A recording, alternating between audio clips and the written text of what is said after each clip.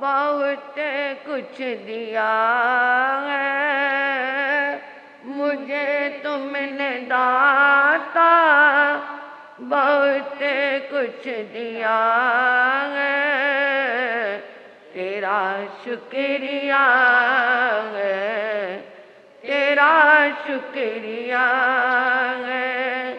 लिया कुछ नहीं बस दिया ही दिया है, लिया कुछ नहीं बस दिया ही दिया है, तेरा शुक्रिया है, तेरा शुक्रिया है। मेरा भूल जाना तेरा ना भुलाना, तेरी रहमतों का कहाँ है ठिकाना, तेरी रहमतों का कहाँ है ठिकाना। तेरी इस मोहब्बत ने पागल किया है, तेरी इस मोहब्बत ने पागल किया है, तेरा शुक्रिया है, तेरा शुक्रिया है। श्री आत्म रतन फूल गुरुवे नमः, श्री आत्म रतन फूल गुरुवे नमः। ओम हरिं सिंह श्री सद्गुरु नाथाय नमः, ओम हरिं सिंह श्री सद्गुरु नाथाय नमः। परम श्रद्धा परम आराध्या परम पूजनीय तपाचार्या परमात्म स्वरूपा गुरनी मैया के पावन पुनीत चरणारविंदों में हृदय की अनंत अनंत आस्था के साथ अनंत अनंत वंदन समर्पित हूँ। गुरु दरबार में आई मुमुक्षु आत्माओं का हार्दिक हार्दिक अभिनंदन।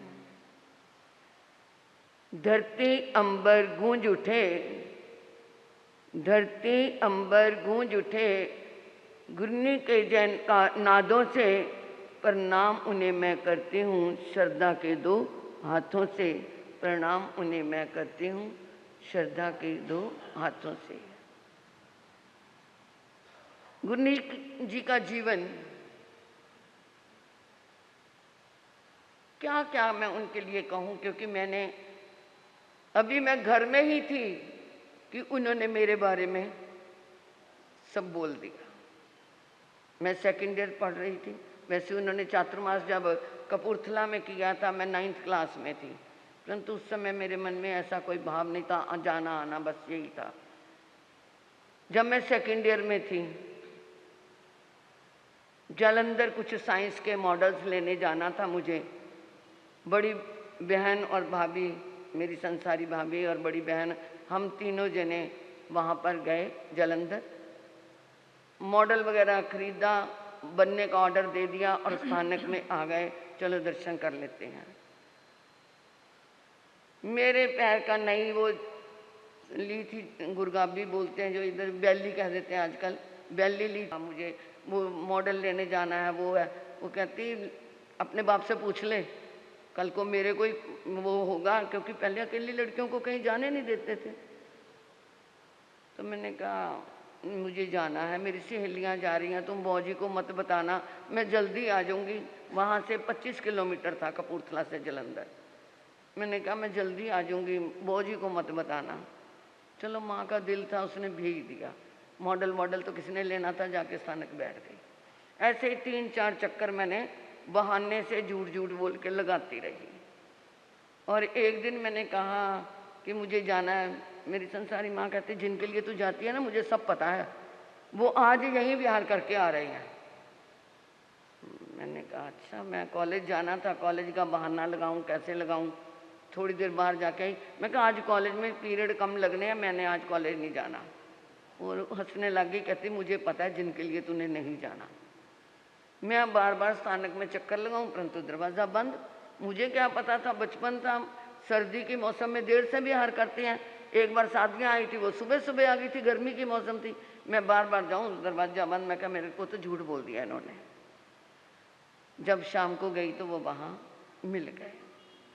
रोज घर से सहेली के घर जाना है, वहाँ जाना है, सोना वहाँ है, जाके गुन्नी जी के पास सो जाना। जाके करते कराते उनका विहार हो गया। विहार हो गया, सुल्तानपुर चले गए। मैं घर से कहना कॉलेज जा रही हूँ और पहुँच जाना सुल्तानपुर, वो भी 25-30 किलोमीटर ही था, 35 था।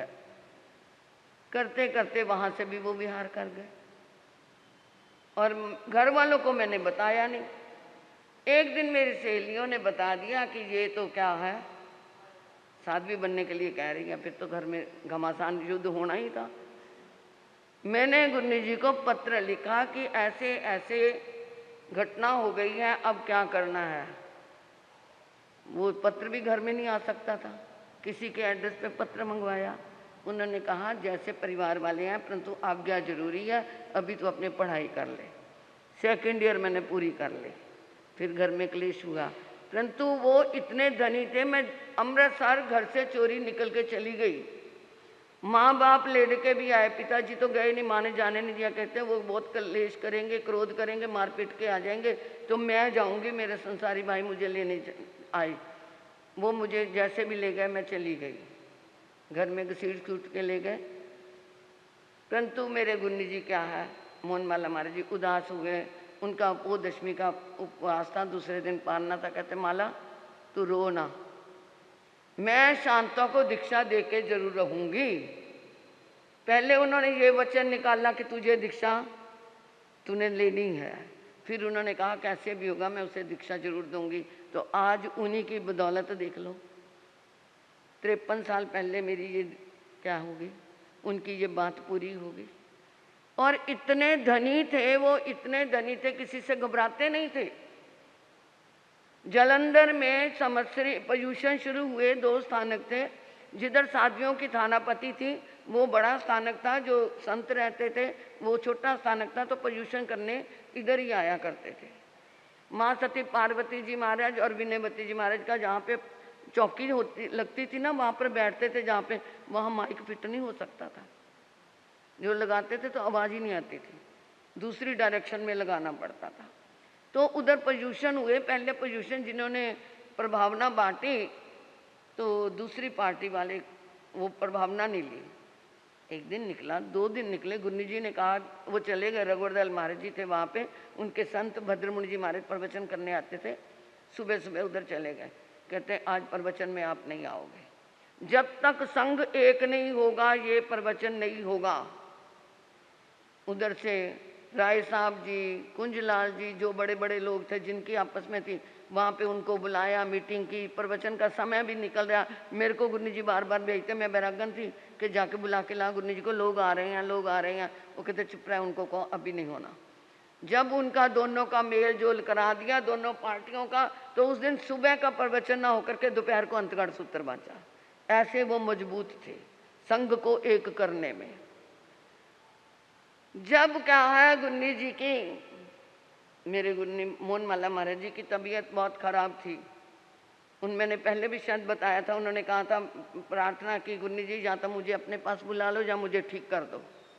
तो उन्होंने, उनको 2 घड़ी के लिए नींद आई और कहते माला तब शुरू कर दे। उन्होंने पहली बार उनके ये आवाज़ सुन के उन्होंने आकर के तपस्या शुरू की। ना कोई दवाई ली, ना कोई कुछ किया, अपने हाथों से अपने लोच की। और उस समय उन्होंने 37 उपवास पहली बार किए। उसके बाद फिर ऋषभ विहार में प्रवेश करना था, उपवास कर लिया। कहते चलो उपवास कर लेती हूँ, प्रवेश करना है। उस दिन तेरस थी, उपवास क्या, कहते चल पक्खी तक 3 उपवास हो जाएंगे, तेला कर लेती हूँ। तेला किया, तेले की रात को ही आवाज़ दी माला आगे बढ़ो। कहते 28 कर लेती हूँ। फिर आवाज़ आई आगे बढ़ो। कहते 21 कर लेती हूँ। मन में संकल्प गुन्नी जी यही करते। फिर कहते आगे बढ़ो। कहते अब तो जब आप कहोगे तभी पारना करूँगी। ऐसे उनको आवाज़ देते थे। तब उन्होंने 112 उपवास किए। पहले 37 कराए, फिर 112 करवाए। फिर 14 जून को हम लक्ष्मी नगर ज्ञान कुंज में होशियारपुर के एक परिवार रहता था, उनके घर में रुके थे। आचार्य देवेंद्र मुनि जी महाराज वहाँ लक्ष्मी नगर स्थानक में आए हुए थे। रात को उनको आवाज आई, माले 20 मई से 14 मई की रात को आया, 20 मई से तू क्या है तपस्या शुरू कर दे। गुरु जी ने किसी को नहीं कहा, तो मेरे को कहते पुनीत तू ना सतियों को लेकर आचार्य जी के साथ साथ थोड़ा विचर ले, क्योंकि वहाँ पे 27 मई को चांदनी चौक में आचार्य श्री जी का राजकीय महोत्सव होना था, मतलब स्वागत होना था उनका। तो मैंने कहा गुरुना आपके बिना कौन हमें पूछेगा, आप जरूर चलो साथ में। उन्होंने फिर भी नहीं कहा कि मेरे को आवाज़ आई है। वो चल पड़े 27 मई को वहाँ पे किया। फिर प्रताप बाग में हमारे बड़े महाराज जी थानापति थे, तो वहाँ का संघ आ गया। वो कहते अपनी दादी के आओ वहाँ पे आचार्य जी पधार रहे हैं, वहाँ पर भी आ गए। वहाँ पे आए और मेरे को फिर बाद में कहते पुनीत अब नहीं मैं साथ चलूँगी, तू आचार्य जी के साथ साथ थोड़ा विचर ले, और मैं तो दादावाड़ी जा रही हूँ वहाँ पे मेहरौली में। मैं कहा चलो ठीक है। वहाँ पर मेहरौली में गए और वहाँ पर उनको फिर 14 जून को आवाज़ आई, माले तूने तब शुरू नहीं किया, अब तू 20 जून से शुरू कर ले। तो 14 को आवाज़ आई है, 15 को उन्होंने बिहार कर दिया। सतियों को भी नहीं बताया, कबूल नगर आ गए। कबूल नगर में आए तो उनको 4 बुखार, और दूसरे दिन क्या करना था, तपस्या शुरू करनी थी। 20 तारीख दी हुई थी उन्होंने। तो उन्होंने गुन्नी जी से कहा गुन्नी जी आप कहते तप मैं तो शुरू कर दूंगी, परंतु ये आप देख लो। सुबह उठे तो बिल्कुल नॉर्मल थे। तब से उन्होंने वो तपस्या शुरू की। 31वां उपवास था, मेरे को पता चल गया। उन्होंने किसी को 31 उपवास तक किसी को नहीं पता था कि उनकी तपस्या चल रही है, गुप्त चल रहा था। मेरे को पता चला, मैं तो भागी आई प्रीतमपुरा से जल्दी। एक दिन में मैंने उस दिन 22-23 किलोमीटर गर्मी के मौसम में सुबह सुबह किया। वहाँ आई तो 31वां उपवास। रात को 11:15 बजे तक हम इकट्ठे एक ही मच्छरदानी में लेटे हुए बात कर रहे थे। मेरे को कहते अच्छा अब तू अपने आसन पे जा और मैं भी आराम करती हूँ। 12 बजे एकदम आवाज़ आई, सारे बोलो जय गुरनी की, सारे बोलो जय गुरनी की। देखा तो चारों तरफ केसर ही केसर बरसा हुआ। ये देखो ऊपर मच्छरदानी लगी हुई है और मच्छरदानी के अंदर भी केसर है, मच्छरदानी के ऊपर भी केसर है। ये किसकी महिमा है? ऐसे जो क्या महान आत्मा जिनके द्वारा ली हुई है, उनके मुंह से निकला था कि तू दीक्षा लेगी। वो जो डॉक्टर आनंद की बात इन्होंने बताई मुक्ता जी ने, उस आनंद डॉक्टर की गाड़ी में मैं 50 बार चढ़ी, क्योंकि वो सुल्तानपुर जाते थे। मैं इधर से कॉलेज का बहाना लगा के जाती थी। वापसी में मेरे को कई बार बस नहीं मिलती थी, तो गुरु जी कहते थे आनंद जी इसको रास्ते में छोड़ते चले जाना। तो वो वहीं से निकल के उनकी गाड़ी आगे जलंधर जाती थी, रास्ते में कपूरथला आता था। तो मैं गाड़ी से उतरती डरती थी कि कोई देख ना ले ये किसकी गाड़ी से रोज उतरती है। रोज चली जाती थी मैं। तो ऐसे उनके मुंह से जो निकलता था, ऐसे महान गुरनी जी जिनका जीवन भी क्या है, संथारा भी आया उनको। और उन्होंने मरने से पहले, जाने से पहले 3 महीने पहले बड़े महाराज जी को कह दिया था, बड़े महाराज जी अच्छी तरह रहना। कहते प्रवेश क्या बातें करती है? कहते हाँ ऐसे रहना, छोटी सतियों को ऐसे संभाल के रखना। कहते तू कहाँ जा रही है? कहते मैंने तो जहाँ जाना है जाना ही है। कहते मेरा क्या लगेगा, मेरा कैसे दिल लगेगा? कहते दिल क्या लगना है, ये प्रताप बाग का इतना सुंदर उनके संसारी भाइयों ने ही वो जगह लेकर के दे दी थी।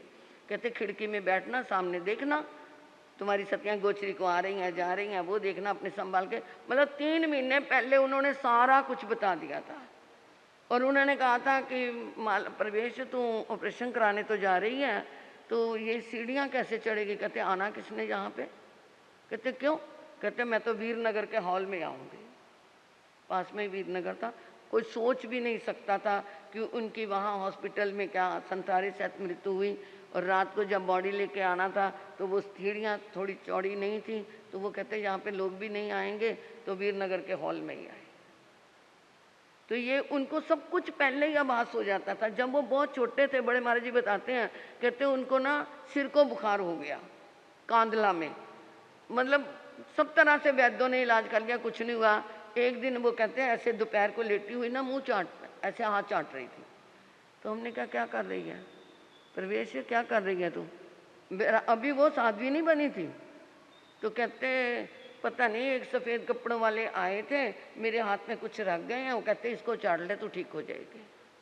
उनके ऊपर बड़ों का इतना बड़ा साया था कि वो बड़े बड़े संत साध्वियाँ भी उनके पास आकर के उनकी हेल्प करते थे। और यहाँ तक कि गुन्नी जी महाराज का इतना तेज पुण्य था कि जब वो बाथरूम वादी वो पलटते थे, वो ऐसे नहीं जाते थे, वो पलटते थे, तो हम लोग इंतज़ार खड़े में रहते थे। वो कहते थे मैं पात्री लेके जाऊंगी पलटने के लिए, वो कहते थे मैं पात्री लेके जाऊंगी। चाहे वो रात के 12 बजे उठे, 1 बजे उठे, साध्वियाँ उनके करवट लेते ही उठ जाती थी और उनकी वो पलटने के लिए खुद तैयार रहते थे। क्या थे, 47 साल के, तो वो चले भी गए। कितने छोटे थे, जब से उनको कोई हाथ धोने के लिए भी कहते थे कि गुन्नी जी हम ही आपके हाथ धो देते हैं। इतना पुण्य करके आए थे, इतना पुण्य करके कि गुन्नी जी को उन्होंने अपने अंतिम समय, गुन्नी जी कबूल नगर में थे, बीमार थे, चल नहीं पाते थे, तो वो भी वो वहाँ पे उनके समय पे पहुँच गए और उन्हीं से संथारा लिया। वो कहते गुन्नी जी अभी तो ऑपरेशन 11 बजे होना है, अभी से सुबह 5 बजे नहीं, तो मुझे अभी 5 बजे ही संथारा करा दे, 5 बजे ही संथारा करा दे। वही बात 29 साल के बाद उन्होंने पूरी करवा दी। कितनी छोटी उम्र में चले गए, 47 साल के, परंतु अपना नाम दुनिया में रोशन करके चले गए। एक क्या हज़ारों बातें कहूँ ना मैं, तो भी मेरी ज़बान ये क्या है पूरा नहीं कर पाती। वो मोती तो हमारे पास आज भी उनकी देन है, परंतु वो क्या है कृपा करके चले गए। और साध्वी मोक्षा जी 2002 में इनकी दीक्षा लुधियाना में हुई। 2000 में ये हमारे पास सिरसा में चातुर्मास किया था। आती जाती थी बस, ज़्यादा इसको ना पता नहीं था, कि हमें भी नहीं पता था इसको वैराग नहीं है। इसने एक आइमिल की ठाई की, एक उपवास की ठाई की, उस समय पचखान वगैरह देना लेना करते, इसके मन में आ गया, आ गई। और 2002 में आचार्य श्री जी ने इसकी और वत्सल की बड़ी बहन जागृति जी, जो मेरी ही ये दोनों क्या है गुन्नी जी ने शिष्या बनाई, तो उनके चरणों में आचार्य जी ने पाठ पढ़ाया, इनकी दीक्षा हुई। दीक्षा लेकर के ये तो आपको बता ही दिया कि जैसा मर्जी इसको दे दो, बड़ी खुशी से खा लेती है। जो ना कोई खाए वो कहती मुझे दे दो। सुबह की बासी काशना करती है, कोई बासी रोटी है तो उसको लेकर पहले बैठ जाएगी। और तपस्या में भी 41 किए, 36 किए, 31 किए, 31 किए, 21 किए, 15 किए, 28 की। अब भी क्या है ये काशनों के तो इसके हर साल एकांतरे कर लेती है। इस तरह गुन्नी जी का परिवार में ये तप का जो है रूप तो चलता ही है। और वत्सल इसकी दीक्षा 2015 में यहाँ हुई, जामनेर में, आपके महाराष्ट्र में। 2012 में ये हमारे पास आई, अम्बाला में, है ना, 12 में आई थी, 11 में आई थी। 11 का चातुर्मास हुआ, 12 का हुआ, 13 का अलवर, 14 का पूर्णा और 15 में यहाँ इसकी दीक्षा हो गई। इसने भी अपना ध्यान में बहुत ध्यान देती है। इसको जब भी होता है रेकी करनी, ध्यान करना। इधर आपने देखा कभी बाहर नहीं आई, और जब भी कोई आया तो बाई चांस इसको बुलाया भी, कोई तेरे को पूछ रहा है तो वो आ गई, वरना अपने अंदर बैठी है, ध्यान कर लिया, रेकी कर ली, पढ़ाई कर ली, भजन कर लिया। ये इन चीज़ों में तो गुरु का परिवार ऐसे ही आगे बढ़ता रहे, ऐसे ही इनके आगे। मैं तो कहती जैसे गुरु जी ने इनको ये बाने की चादर दी है, ऐसे इसी चादर में अपनी जीवन यात्रा क्या है चलाती रही। इन्हीं शुभकामनाओं से गुरु जी के चरणों में पुनः पुनः प्रार्थना। मेरे पास तो इतना मैटर है, इतना उनका जीवन मैंने देखा, उनके चरणों में मैं रही। जिस समय उनका अंतिम समय था, हम गोविंदगढ़ मंडी में थे।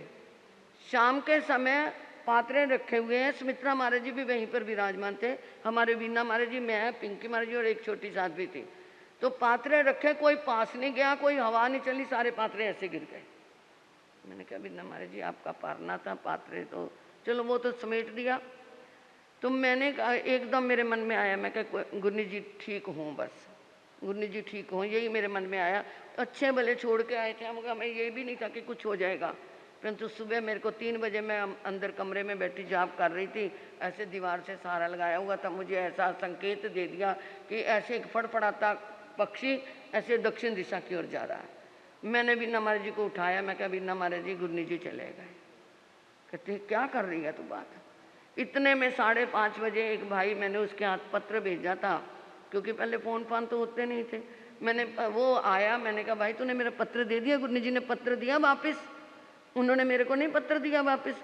कहते महाराज जी वो तो ऐसे ही उसने चुप से कहा। मैं देखा ये अपने संकेत अपने आप दे गए, जो होना था वो सब कुछ दे गए। तो ऐसे गुरु जी के चरणों में यही प्रार्थना है, गुरुना जहाँ भी हो ऐसे ही अपना वरद हस्त रखना, हमारी संयम की यात्रा निर्विघ्न संपन्न होती रहे, आपके ही चरण चिन्हों में हम चलते रहें और इन दोनों साथियों के लिए शुभकामनाएं ये आगे बढ़ती रहें। इन्हीं मंगल भावनाओं के साथ आज के आई मिल नहीं, आज के तो क्या है, एकाशने और पोरसी।